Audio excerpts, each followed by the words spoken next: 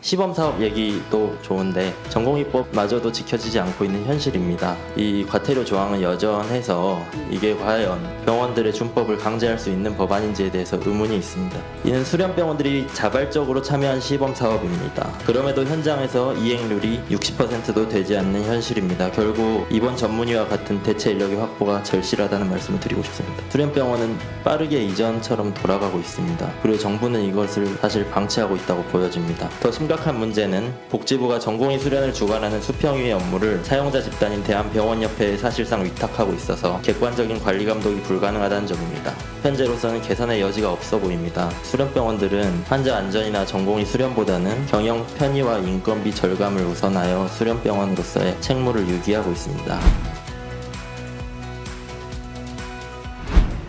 제가 수련 환경 개선을 위해서 전국 전공의 노조위원장을 요청하였습니다. 위원장님 잠깐 발언대로 좀 부탁드리겠습니다.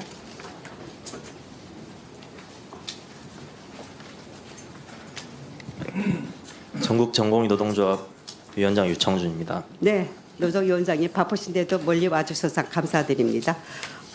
일단 전공의 선생님께서 현장에서 여러 가지 전공 수련을 받으면서 많은 어려움이 있을 걸로 알고 있습니다. 그 부분에 대해서 간단하게 말씀 부탁드리겠습니다. 저희 전공의들은 병원에 고용된 노동자이자 수련생입니다. 실제로 진료와 수술, 응급실, 중환자실에서 근무하며 병원에 24시간을 지탱하고 있습니다. 일주일에 80시간을 넘나드는 장시간 노동과 근로기준법 위반, 부당한 업무 지시나 폭언, 폭력까지도 수련이라는 이름 아래 합리화되고 있습니다. 전공의들은 그동안 목소리도 내지 못하고 의료 현장에서 값싼 노동력으로 소모되어 왔습니다. 주 80시간을 넘나드는 전공의의 과로는 환자의 안전을 직접적으로 위협합니다. 전공의들은 또한 의료사고에 대한 법적인 부담까지 떠안고 있습니다. 이는 바이탈과를 기피하게 되는 중요한 사유이기도 합니다. 하지만 정부의 관리 감독은 사실상 부재합니다. 병원의 전공의 의존도를 낮추기 위한 전문의 등 대체 인력의 확보나 상급병원의 전문의 비중 확대, 전공의 1인당 환자 수 제한 등의 방안도 논의되지 않고 있습니다. 더 심각한 문제는 복지부가 전공의 수련을 주관하는 수평위의 업무를 사용자 집단인 대한병원협회에 사실상 위탁하고 있어서 객관적인 관리 감독이 불가능하다는 점입니다. 현재 병원들은 전공의법을 쉽게 무시하고 있고 개인이 복지부에 신고를 해도 나아지는 게 없어서 현재로서는 개선의 여지가 없어 보입니다. 저희는 이런 상황을 어떻게든 극복하고자 노동조합을 설립하게 되었습니다. 저희가 주장하는 것은 전공의 기본적 인권과 생명권 그리고 환자 안전에 대한 문제입니다. 존경하는 위원님들과 정부에 간곡히 요청드립니다. 전공의 근로시간 단축, 전문의 대체 인력 확보, 1인당 환자 수 제한, 그리고 전공의 의료사고 안전망 강화, 그리고 수련환경평가위원회 정상화와 현장 조사를 포함한 실질적인 관리 감독 체계를 마련해 주십시오. 감사합니다. 네, 감사합니다. 자, 우리 이 원장님 질의 제가 드리겠습니다. 지금 현장에서는 지금 72시간제 시범 사업 시행하고 있죠. 네, 근데 현장 병원에서 이 시범 사업대로 여러 가지 준칙이 잘 지켜지고 있다고 생각하십니까? 지난달에 저희 전공의 노조에서 근로 실태 조사를 시행했습니다. 네. 그 72시간 시범 사업에 참여하는 의국의 전공의의 42% 정도가 실제로 72시간 넘게 일하고 있었습니다. 이는 수련병원들이 자발적으로 참여한 시범 사업입니다. 하지만 그럼에도 현장에서 이행률이 60%도 되지 않는 현실입니다. 결국 전공의 업무를 대체할 수 있는 전문 진료 인력이 확보되지 않은 상황에서는 어쩔 수 없이 발생하는 한계라고도 생각이 됩니다. 그래서 이번 전문의와 같은 대체 인력의 확보가 절실하다는 말씀을 드리고 싶습니다. 네, 장관님. 네. 네, 우리 노조위원장님 말씀 지금 잘 들으셨죠? 네. 네, 시범 사업은 잘하고 계시는데 과연 이 시범 사업대로 현장에서 이루어지고 있는지 감시 관리 감독은 전혀 안 되고 있거든요. 어떻게 하고 계십니까? 저희가 시범 사업을 이제 평가 모니터링해서 네. 개선 방안을 만들 계획입니다. 그렇죠. 그래서, 만들 예. 계획이죠. 네. 조금 전에 어느 분이 그랬는데 복지부는 복지부 계획부입니다. 정말 이래서는 안 된다고 생각합니다. 지금 시범 사업을 하고 있지만은 제대로 현장에서는 감시 감독이 모니터링이 전혀 안 되고 있기 때문에 마지막 시범 사업 결과까지 보지 마시고 지금 중간중간에 이게 시범 사업 그대로 준칙대로 이루어지고 있는지 복지부에서 저는 감시 감독 방안이 마련해야 된다고 보고 있거든요. 네. 이 네, 부분에 대해서 네, 종감 전까지 이 감독 방안에 대해서 마련하셔가지고 보고해 주시기 바랍니다. 네, 다음 문제입니다. 자, 우리 노조위원장님, 제가 다시 네. 한번 말씀드릴게요. 자, 수련병원 국가지원사업이 전공의가 없는 병원에도 지원되고 있습니다. 이에 대해서 어떻게 생각하십니까? 이해할 수 없습니다. 그렇죠. 말 그대로 수련이 있는 수련병원에 국가지원사업이 이루어져야 수련이 제대로 되고 이루어지지 않습니까? 네. 그런데 지금 복지부에서는 수련 전공이 인턴이 한 명도 없는 병원에 수련병원 개선이라 해서 그 지원금이 내려가고 있는데요. 정말 저는 이 부분에 대해서는 그 원인이 뭔지 다시 한번 저도 좀 곰곰이 더 짚어봐야 될 것 같습니다. 또 하나는요. 전공의법 위반으로 이래가지고 병원에 과태료가 부과되고 있죠. 예. 네. 있지만은 이 과태료도 연말에 한번 몰아서 과태료를 부과하고 같은 건이 수십 번 일어나더라도 그거는 같은 건이라 해서 한 번에 과태료로 끝나고 맙니다. 이런 제재 수단이 과연 효과가 있을까요? 이런 부분에 대해서 이 원장님 말씀해 주시기 바랍니다. 저희 실태조사 결과에서 현재 전공이 일하고 있는 전공의 중에 네. 근로계약서도 작성하지 않은 전공의가 10%가 있습니다. 네. 그리고 근로계약서를 교부받지도 않은 전공의도 있고 네. 일하다가 갑자기 일방적인 근로조건을 통보받는 전공의들도 많습니다. 네. 시범사업 얘기도 좋은데 네. 전공의법마저도 지켜지지 않고 있는 현실입니다. 네. 그래서 사실 전공의법 개정안이 소위에서 통과된 것도 봤는데 네. 이 과태료 조항은 여전해서 이게 과연 병원들의 준법을 강제할 수 있는 법안인지에 대해서 의문이 있습니다. 네. 그리고 마찬가지로 이 부분에 대해서도 정부의 근로 감독이 꼭 필요한 사항입니다. 사실 뭐 계획을 하신다고 하셨지만 실제로 오늘도 그렇고 한 달 동안도 그렇고 앞으로도 계속 일어나고 있는 문제입니다. 그래서 당장 하실 수 있는 근로 감독 꼭 부탁드립니다. 네, 장관님. 네, 지금 수련 현장에서 제대로 지켜지지가 않습니다. 전공의 수련법에 따라서 제대로 병원 현장에서 시행되고 있는지 다시 한번 복지부의 꼼꼼한 모니터링이 저는 필요하다고 봅니다. 꼭 다시 한번 부탁드리겠습니다. 네, 점검하겠습니다. 네, 네. 그리고 장관님, 지금 현장에서는 이 위원장님 말씀하시는 것 이외에도 많은 여러 가지 개선 요구들이 있습니다. 제가 이 자리에서 드릴 말씀은 많지만 크게 세 가지만 요청드리겠습니다. 수련재계 전공의들에 대한 명확한 특례 기준하고 가이드라인을 수립해 주셔가지고 복귀 시점이 각각다른 여러 가지 전공에 대해서 불이익이 없도록 그 형평성 문제가 발생하지 않도록 해주시기 바라고요. 다음 두 번째는 의대생하고 수련재계 전공의들이 향후 의사 국가고시와 또는 전문의 면허시험 일정에 대해서 많이 궁금해하고 있습니다. 이 부분에 대해서도 명확한 가이드라인을 제시해 주시기 바랍니다. 네. 그리고 세 번째는요. 군 입대한 전공의들이 사직 전 본인의 수련 기간으로 돌아갈 수 있게끔 다시 한번 이 부분에 대해서도 꼼꼼한 여러 가지 추후 논의를 다시 한번 해주시기 바라고요. 정부에서 이 부분에 대해서 그 본인이 수련 전 사직 전에 수련할 수 있는 병원으로 돌아갈 수 있도록 정부가 선언적이라는 말을 해주시면은 일선병원에서는 이 부분에 대해서 굉장히 중점적으로 이행할 것이라고 생각합니다. 네. 그리고 또 장관님, 제가 또 요청드릴 사항은요. 네. 전공의법에 규정된 전공의 수련 종합계획이라는 게 있죠. 네. 네, 제가 알기로는 이 부분이 예전에 한번 제정된 이후에는 거의 손본 제기가 없다고 생각합니다. 그렇기 때문에 복지부 차원에서는 이 전공의 수련 종합계획에 대해서 다시 한번 꼼꼼하게 살펴보셔가지고 현 시점에 맞게 전공의 실태 조사를 다시 하셔가지고 내실 있게 다시 한번 수정 보완해 주시길 바랍니다. 네, 그렇게 해주실 거죠? 네, 말씀하신 세 가지 요청 사항에 대해서는 저희가 지금 수련협의체하고 논의하고 있어서 조만간 의사결정을 하고 말씀드리겠습니다. 그 조만간이 언제가 될까요? 빠르면은 10월 정도에는 이제 의사고시나 뭐 전문의 시험에 대한 네. 것들을 좀 의학회랑 협의하고 있어서요. 네, 방침을 10월이면 정하게 이달입니다. 가능하나 말씀하신 여러 가지 궁금 사항들이 있기 때문에 네. 좀 신속하게 의사결정을 하도록 노력하겠습니다. 근데 제가 네. 일정을 못 받기는 좀 어려울 것 같습니다. 가능하면은 저는 일정을 좀 못 받아 주시길 바라고요. 네. 누차거리지 않습니까? 우리 외부에 있는 어르신들도 네. 복지 계획부라고 얘기하겠습니다. 항상 말로만 하지 마시고 저는 액션이 중요하다고 생각합니다. 이 국가만 전국에서 모든 전공의들이 아마 저는 듣고 있을 거라 생각하고 이 자리에는 전공의를 대표해서 우리 노조위원장이 와 계십니다. 그리고 노조위원장 앞에서 다시 한번 정확한 날짜 못 박아 주시기 바랍니다. 장관님. 저희가 수련 협의체 의사결정이기 때문에 제가 날짜를 못 박지 못한다는 그런 네, 말씀을 드린 장관님 겁니다. 협의체 자꾸 핑계 대지 마시고요. 그 주도권은 그리고 마지막으로 유승전 위원장님 여러 가지 못하신 말씀 여러 가지 있잖아요. 전공의 진단 환자 제한이라든지 그리고 그런 부분에 대해서 다시 말씀해 주시면 마지막으로 짧게 말씀드리겠습니다. 그동안 전공의 근무 환경 개선에 대한 논의가 많았으나 지금은 좀 무색합니다. 수련병원은 빠르게 이전처럼 돌아가고 있습니다.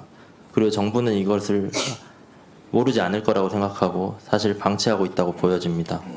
정부의 방치 속에서 우리 수련병원들은 환자 안전이나 전공의 수련보다는 경영 편의와 인건비 절감을 우선하여 수련병원으로서의 책무를 유기하고 있습니다. 정부에서 노동 취약계층인 전공의를 보호해야 한다고 생각합니다. 그래서 연속 가능한 수련 시스템을 만들어 주시기를 진심으로 부탁드립니다. 이상입니다. 장관님, 좀 전에 여러 의원님들께서 지적하셨듯이 창고용 약국, 소비자의 편의를 증진한다는 민명 아래 제대로 된 복약 지도도 없이 약물 오남용을 조장할 위험이 매우 큽니다. 네. 불법 사항은 없는지 관련 사항 면밀히 검토하고 문제점 개선하기 위한 방안 마련해서 보고해 주시기 바랍니다. 네, 보고 드리겠습니다. 네, 잠깐 시간 멈춰 주시고요. 우리 전공의 노동조합의 유청준 위원장님 앞으로 나와주시고 또 우리 환자단체 연합의 안기종 대표님 반대쪽으로 나와서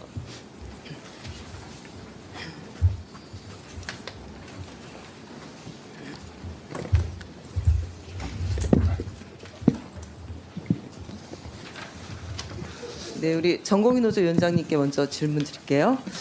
의료 노동자로서 정당한 수련, 노동 환경을 만들고 환자 안전 등 그런 사회적 책임을 다하겠다고 선언하며 전공의 노조가 출범했습니다. 전공의가 수련 과정에 있지만 실제로 환자를 진료하는 의사로서 일하고 있다는 점에서 노동 기본권을 지키는 것은 당연한 것이라고 생각합니다. 특히 주 80시간 근무, 36시간 연속 근무 등은 전공의뿐만 아니라 환자의 생명과 건강을 심각하게 위협하는 것이어서 반드시 개선해 나가야 될 문제라고 생각합니다. 우리 위원장님도 그렇게 생각하시나요? 예, 공감합니다. 전적으로 동의합니다. 네, 지난달 보건복지위원회에서 연속 근무를 24시간 이내로 제한하고 출산, 육아, 질병 등 기본적 인권과 관련해서 휴직하는 경우에는 수련 연속성을 보장하는 전공의법 개정안을 통과시켜 지금 본회의 통과를 기다리고 있습니다. 그런데 수련 시간 주 80시간 등은 내년 2월 시범사업 결과 보고를 좀 받고 그리고 심사를 좀 미뤄서 할 예정입니다. 이번에 법안이 통과되더라도 법안을 저는 추가로 발의해서 수련 시간을 줄이도록 그렇게 해결해 나가도록 하려고 하고 있습니다. 시간이 많이 없어서 제가 아까 서명호 의원님께서 질문 주셨을 때 우리 위원장님이 대체로 답변 많이 해주셔서 다른 질문 하나 드릴게요. 그런데 또 일각에서는 전공의 노조 설립에 대해서 혹시 파업 등으로 또 다른 의료 대란이 생기는 거 아니냐라는 우려가 있습니다. 그런데 제 생각엔 노동조합을 만들어 정당한 권리를 요구하는 건 우리 헌법과 노동법이 보장하는 당연한 권리고 또 노조의 경우 오히려 파업을 하더라도 필수 의료 분야에 대해서 일정한 인력을 남겨두지 않습니까? 필수 공익 사업장이기 때문에. 그래서 환자의 생명과 건강을 지킬 수 있도록 제도적으로 균형점을 찾고 있기 때문에 오히려 노동권과 환자 안전권이 함께 보장되고 있다 이렇게 생각하는데요. 이에 대해서 어떻게 생각하시는지 말씀 부탁드리겠습니다. 예, 전공의 노조 설립에 대한 그런 우려는 저희도 잘 알고 있습니다. 지난 일정 갈등은 사실 소통이 없는 정책 추진이 얼마나 큰 사회적 상처를 남기는지 보여준 과정이었다고 생각하고요. 전공의들은 사실 대화의 상대가 되었어야 됐다고 생각하는데 온갖 명령과 처단의 대상이 되었습니다. 전공의 노동조합은 그런 상황을 되풀이하지 않기 위해서 만들어졌다고 생각하시면 될 것 같습니다. 노조는 대립과 갈등을 위한 조직이 아닙니다. 피해를 최소화하기 위해서 민주사회가 선택한 합리적인 대화 기구이고 현장의 목소리를 제도권 안으로 끌어올리는 민주적인 소통 창구라고 생각합니다. 저희 앞으로 의료 현장의 문제를 공론화하고 현장의 목소리를 바탕으로 합리적인 대안을 제시하고 의료계와 정부가 함께 논의할 수 있는 협의 구조를 만들기를 진심으로 바라고요. 저희 전공의 노동조합은 사회적 약자를 위한 연대 활동을 바탕으로 행동할 것을 약속드립니다. 네, 그런 전공의 노조에 대한 기대 접지 않겠습니다. 네, 답변 드려도 되겠습니까? 네, 그 전공의 노조 관련해서는 저희도 노조의 그 요구 사항에 대해서 받아서 알고 있고요. 계속 협의해 나가도록 그렇게 하겠습니다. 네. 그리고 말씀 주신 그 4개 법안에 대해서는 현재 입법이 되어 있는 상황이고 국회에서 공론화와 사회적 합의나 이런 논의를 거쳐서 입법 과정에 정부도 적극적으로 참여해서 방안을 만들도록 그렇게 노력하겠습니다. 네. 예, 유청준입니다. 네, 참고인님 무슨 과 전공하세요? 내과 전공하고 있습니다. 지금 어디서 근무 중이시죠? 중환자실 근무하고 있고 오늘도 근무하고 왔습니다. 국가에서 이야기하는 필수과네요. 맞습니다. 중환자실에서 근무 중인 내과 의사 입장에서 현재 대학병원을 구성하고 있는 모든 진료 과목 중에 컨설트를 낼 필요가 없거나 필수과가 아닌 과가 있습니까? 하나도 없습니다. 하나도 없죠. 지금 현장이 많이 회복이 됐습니다. 그런데 현장의 온전한 회복 그리고 전문의 배출 연속성을 위해서는 지금 군입대한 전공의들 가운데 특히 고년차가 많은 것 같은데 지금 특히 지방병원도 그렇고 많은 이탈이 아직도 있는 상태에서 고년차들이 모든 과목에 채워져야 대학병원의 수련이라던가 협진의 의의라고 할 수 있는 어떤 중증 복합질환의 치료라던가 통합적인 치료가 가능할 것이라고 보는데 어떻게 생각하세요? 물론입니다. 제가 한 말씀만 드리면 비인기과의 지원율을 높이기 위한 노력은 필요하다고 생각은 하는데 이걸 필수 의료라는 이름으로 붙이는 건 부적합하다고 생각합니다. 환자 한 명을 치료하는데 없어도 되는 과는 단 하나도 없고 이걸 구분하지 않았으면 좋겠습니다. 모든 전문 과목은 필수과입니다. 그 의정 갈등 초기에 제가 전공의 비대위와 면허 이원화에 대해서 사실은 논의한 적이 한 번 있습니다. 근데 그때 좀 제가 감동을 받았는데 이 면허 이원화에 대해서 제가 물어봤더니 그때 집행부가 그랬어요. 우리는 이미 면허가 있는 기성 의사이기 때문에 그렇게 되면 우리가 더 솔직히 유리하다. 그런데 그렇게 이원화가 되면 지역의료의 수준이나 인식은 정말로 낙후될 것이기 때문에 우리가 요구해서는 안 된다고 생각한다. 이렇게 답변을 해서 제가 사실 굉장히 감동을 받고 아예 그 논의를 꺼내지 않았었어요. 그런데 지금 지역의사제가 비슷한 취지로 추진 중이기는 합니다. 내용은 좀 다르고 물론 그 취지 자체는 저도 동의하는 부분이 있는데 그때 전공의 비대위에서 했던 우려했던 부작용과 비슷한 일이 발생할 가능성은 여전히 있다고 보거든요. 여기에 대해서 어떻게 생각하시고 또 어떻게 개선할 수 있는지에 대해서 의견을 주시면 좋겠고요. 두 번째는 필수 의료 공백 방지법에 대해서 이 또한 취지에는 저도 동의를 합니다만 필수라는 건 결국 꼭 필요하기 때문에 그래서 공공성을 요구받는 것인데 공공이라는 것은 기본적으로 정부가 제공하라는 뜻이죠. 원래 퍼블릭이라는 게 provided by government 아닙니까? 그런 관점에서 이 책임이 정부에게는 당연히 물어져야 하는데 이것이 개인의 책임으로 혹시 전이되었을 때 선생님보다 다음 세대의 의사들이 과연 애초에 지원을 안 할 가능성이 높아 보이는데 전망을 어떻게 먼저 지역 의사제 관련해서 말씀을 드리면 지역과 수도권의 격차가 있는 건 사실이기 때문에 저도 취지 자체에는 공감을 합니다만 단순히 의료 인력 배치만으로 이런 문제들을 해결하는 것 환자들이 수도권으로 집중하는 현상을 개선시킬 수 있을지는 솔직히 잘 모르겠습니다. 전공의들 그리고 이 정책의 대상이 되는 저희 젊은 의사들의 입장에서는 사실 기본적으로 모두 실력 있는 의사가 되고 싶어 합니다. 저희가 노동인권을 주장하는 미흡한 부분이 있다고는 생각이 듭니다. 그래서 예를 들면 전공의 수련의 자율화라든지 다양한 방법을 좀 고려해 주셨으면 좋겠고 사실 일본의 지역의사제를 모티브로 하신 게 아닌가 싶은데 이제 일본과 저희 나라는 의료 이용 행태가 좀 달라서 그런 부분도 같이 고려를 해주셔야 근본적인 해결 방법이 될 것 같다고 생각을 하고요. 그리고 필수 의료 공백 방지법 같은 경우에는 무슨 내용인지는 알고 있습니다. 근데 이제 사실 전공의 그리고 의사 입장에서 업무 개시 명령이라는 현재 규제할 수 있는 제도가 있는 상황에서 계속 어떤 규제만을 위한 법안이 발의되는 것 자체가 조금 안타깝게 생각합니다. 사실 발생했던 문제에 대한 근본적인 원인은 아까도 말씀드렸던 대화가 없었던 소통 구조의 문제라고 생각하는데 투명한 거버넌스에 이제 뭐 만드는 것이 먼저라고 저는 생각이 듭니다.